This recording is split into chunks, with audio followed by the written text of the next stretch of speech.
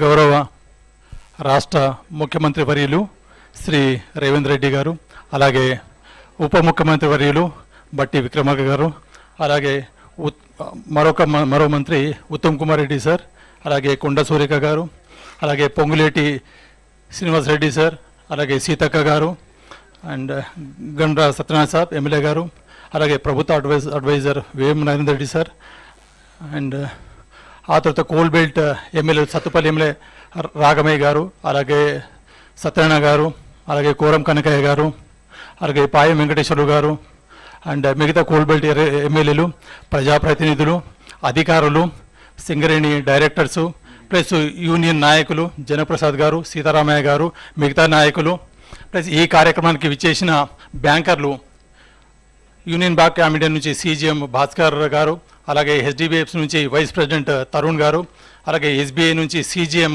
రాజేష్ కుమార్ గారు ప్లస్ వారి టీం, అందరికీ స్వాగతం. సార్, ఈరోజు అత్యంత చారిత్రాత్మక దినం సార్. మనం ఏదైనా ఇన్సూరెన్స్ చేద్దామనుకుంటే చిన్నపాటి గ్రూప్ ఇన్సూరెన్స్ చేద్దామన్నా ఒక 4-5 వేల రూపాయలు కట్టాలి. దాని కూడా సంవత్సరానికి దాని మీద ఇన్సూరెన్స్ ఒక 5 లక్షలు 6 లక్షల కంటే మించి ఉండదు. మొన్ననే ఒక బ్యాంకర్ వచ్చారు, 1 కోటి రూపాయల ఇన్సూరెన్స్ కట్టాలంటే ఏం చేయాలంటే మినిమం 20 వేల రూపాయలు ఉండాలి, దానికి 1 కోటి రూపాయల స్కీమ్ ఉంటుందన్నారు. అలాగని సింగరేణిలో 45 వేల మందికి 20 వేల రూపాయల చొప్పుకుంటే దాదాపుగా 90 కోట్ల రూపాయలు సంవత్సరానికి అవుతుంది.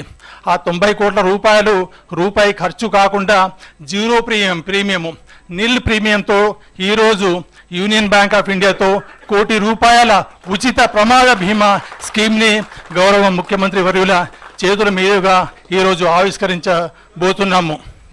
అలాగే వీళ్ళతో అడిగాను, మీరేమైనా దేశంలో ఇలాంటి స్కీమ్ ఉందంటే ఆర్మీ నేవీ వాళ్ళకి ఏదో చేసి ఉన్నారు సార్, అలాంటి స్కీము ఈరోజు దాకా లేదు.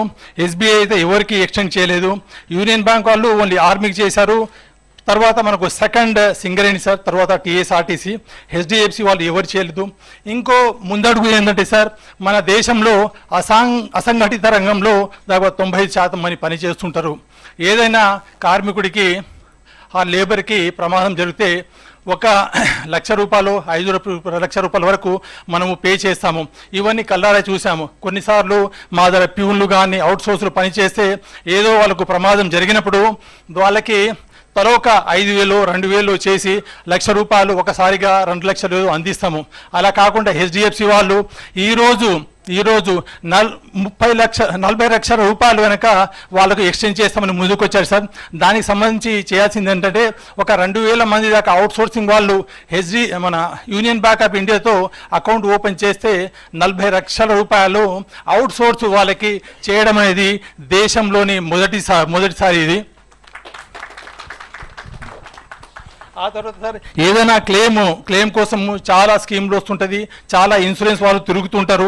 అవన్నీ కొన్నిసార్లు క్లెయిము మనము ఏదైనా అప్లై చేసుకున్నప్పుడు మనకు ఇన్సూరెన్స్ చేసుకున్నప్పుడు చాలామంది ముందుకు వస్తుంటారు, కానీ ఆ తర్వాత సెటిల్మెంట్కి చాలా ఇబ్బందులు పడుతుంటారు. అలాంటి ఇబ్బందులు కలగొద్దని అందరి బ్యాంకర్లతో కూర్చొని మాట్లాడడం జరిగింది సార్. దీనికి ఒక ఇనిషియేటివ్ ఏంటంటే సార్, ఇది దాదాపు గనుల్లో ఏదైనా ప్రమాదం జరిగినప్పుడు చాలాసార్లు మన యూనియన్ వాళ్ళు కానీ మిగతా డిమాండ్ చేస్తుండే వాళ్ళు బైఠాయించడం అవన్నీ దాదాపు అందరికీ తెలిసిందే. అయితే యూనియన్ వాళ్ళు యాజమాన్యాన్ని అడగడము ఒక పక్కన పెడితే నేను నిజంగా 1 కోటి రూపాయలు ఎందుకు ఇవ్వద్దనేది ఆలోచించాను సార్. దీనికి సంబంధించి నేను యూనియన్ నాయకుని అయ్యాను. ఎవరికి? బ్యాంకర్లకి. మన దగ్గర వచ్చే బ్యాంకర్లకి మీరెందుకు 1 కోటి రూపాయలు ఇవ్వరు అనే క్వశ్చన్ స్టార్ట్ చేశాను సార్.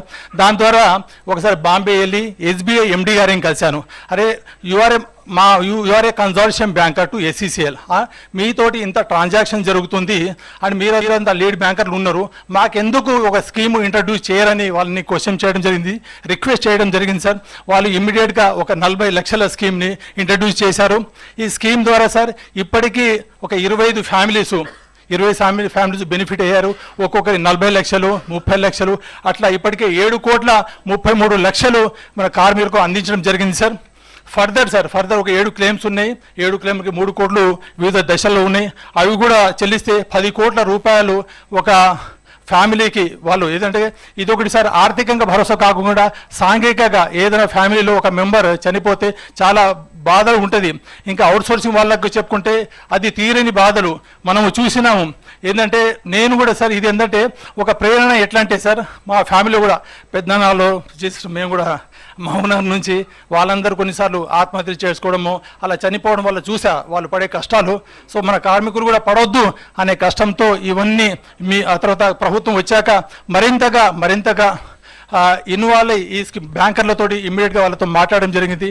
మనకు ఇప్పుడు దాకా మీరు 40 లక్షలు ఇస్తున్నారు, దీన్ని ₹1 కోటి చేయాలని చెప్పంగానే వాళ్ళు ఇమ్మీడియట్గా వాళ్ళ ఎండీతో SBI మన యూనియన్ బ్యాంక్ ఆఫ్ ఇండియా వాళ్ళ ఎండీ తోటి వాళ్ళు అప్రూవల్ తీసుకోవడం జరిగింది సార్. వాళ్ళు మన ముందే ఉన్నారు, వాళ్ళకు ప్రత్యేక ధన్యవాదాలు. అలాగే SBI వాళ్ళు కూడా 60+60 కోటి మొత్తం బెనిఫిట్స్ వస్తే ₹1,60,00,000 దాకా ఎక్స్టెండ్ చేయడానికి వచ్చారు.